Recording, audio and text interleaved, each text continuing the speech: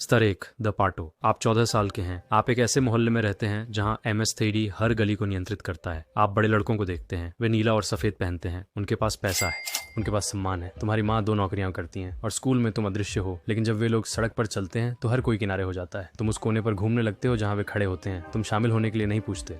ये अपमानजनक है। तुम बस मौजूद हो। जब उन्हें सिगरेट की जरूरत होती है तो तुम दुकान की ओर दौड़ते हो। जब वे सौदे कर रहे होते हैं तो तुम उनकी निगरानी करते हो। तुम पैकेज पकड़ते हो बिना यह पूछे कि अंदर क्या है। वे तुम्हें पाटो कहते हैं, इसका मतलब है चौकीदार। तुम कोने पर घंटों खड़े रहते हो। तुम्हारा काम सरल है। अगर तुम पुलिस को देखते हो तो एक इमोजी भेजते हो, एक पुलिस कार, बस इतना ही। अगर तुम बारियो 18 देखते हो तो अंदर भागकर उन्हें चेतावनी देते हो। तुम कोई पैसा नहीं कमाते। तुम्हारी परीक्षा हो रही है, वे देखना चाहते हैं कि तुम चुप रह सकते हो या नहीं। अगर कोई शिक्षक कोने पर खड़े लड़कों के बारे में पूछे तो आप कुछ नहीं कहते। अगर पुलिस आपसे बात करने के लिए $20 की पेशकश करे तो आप वहां से चले जाते हैं। आप उस दिन का इंतजार कर रहे हैं जब वे आपको पाटो के अलावा कुछ और कहेंगे। स्तर 2 दी चेकियो। 6 महीने बीत जाते हैं। आपने साबित कर दिया है कि आप मुखबिर नहीं हैं। एक रात ठीक है, तुम अंदर आना चाहते हो, तुम सिर हिलाते हो, फिर तुम्हारी जांच होती है। चेकियो परीक्षा है, ये एक पिटाई है। तुम एक गली में खड़े होते हो, 13 सदस्य तुम्हारे चारों ओर एक घेरा बनाते हैं। तुम्हें 13 राउंड तक सभी के एक साथ हमला करने से बचना होता है। आप वापस नहीं लड़ सकते, आप भाग नहीं सकते, आप चिल्ला नहीं सकते। गिनती शुरू होती है। 1 मुक्का आपके जबड़े पर लगता है। 2 पसलियों पर 1 लात। 5 आप जमीन पर हैं। 8 तुम्हें खून का स्वाद आता है। 11 तुम्हारी दृष्टि धुंधली हो जाती है। 13 यह रुक जाता है।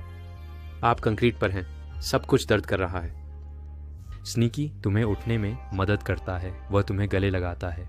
स्वागत है होम बॉय, तुम अंदर हो। वे तुम्हें गली का नाम देते हैं। तुम फ्लाको हो या स्माइली या डियाब्लो, वह नाम अब तुम्हारी पहचान है। तुम अब भी पैसे नहीं कमाते, लेकिन अब तुम्हारी सुरक्षा है। अब तुम परिवार हो, खून से अंदर खून से बाहर।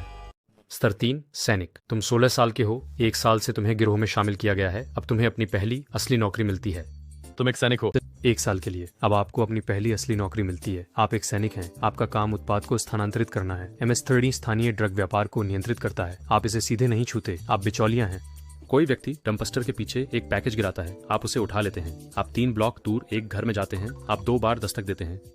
कोई दरवाजा खोलता है, आप उन्हें पैकेज देते हैं, आप चले जाते हैं। आपको हफ्ते में $200 मिलते हैं। यह आपकी माँ के 3 दिन की कमाई से ज्यादा है। आप नए जूते खरीदते हैं, आप एक चेन खरीदते हैं। आप शक्तिशाली महसूस करने लगते हैं, लेकिन जोखिम असली है। अगर पुलिस आपको उस पैकेज के साथ पकड़ लेती है तो आप किशोर हिरासत में जाएंगे। MS-13 आपको बाहर नहीं निकालता। आप अपनी सजा काटते हैं, आप चुप रहते हैं, यही नियम है।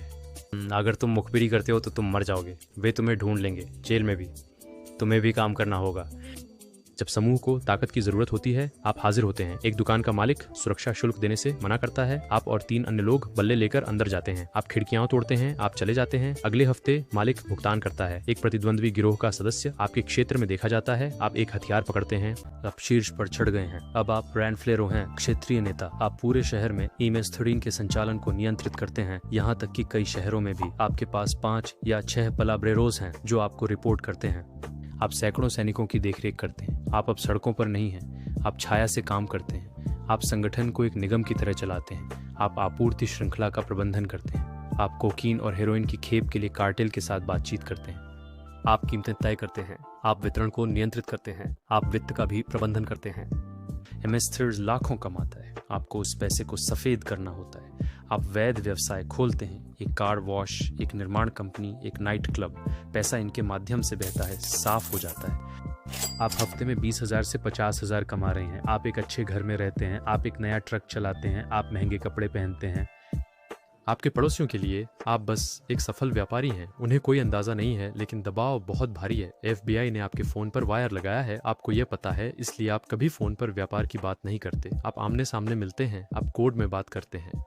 वे अंतर्राष्ट्रीय राजनीति से भी निपट रहे हैं। MS-13 एकीकृत नहीं है, ये गुटों का एक संग्रह है जो कभी कभी सहयोग करते हैं और कभी कभी एक दूसरे से लड़ते हैं। आपको शांति बनाए रखनी होती है और आप जेल में शॉर्ट कॉलर्स से जुड़े होते हैं। MS-13 के सबसे ऊंचे नेता अल सल्वाडोर और संयुक्त राज्य अमेरिका की अधिकतम सुरक्षा वाली जेलों में बंद हैं। वे वकीलों और कोडित पत्रों के माध्यम से आदेश भेजते हैं। जब वे कहते हैं चलो तो तुम चलते हो। जब वे कहते हैं कोई मरता है तो वह व्यक्ति मर जाता है। तुम शक्तिशाली हो, लेकिन तुम स्वतंत्र नहीं हो। तुम उस जीवन के कैदी हो जिसे तुमने चुना। स्तर 7 शॉर्ट कॉलर। तुम्हें गिरफ्तार कर लिया गया।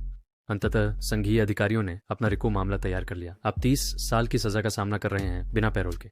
आप जेल में ही मरेंगे, लेकिन बात यह है कि जेल ही वह जगह है जहां MS-13 वास्तव में रहता है। सड़कों पर आप शक्तिशाली थे। यहाँ आप एक राजा हैं। आपको एक अधिकतम सुरक्षा संघीय जेल में भेजा गया है। एक हफ्ते के भीतर आपने अंदर के अन्य MS-13 सदस्यों से संपर्क कर लिया है।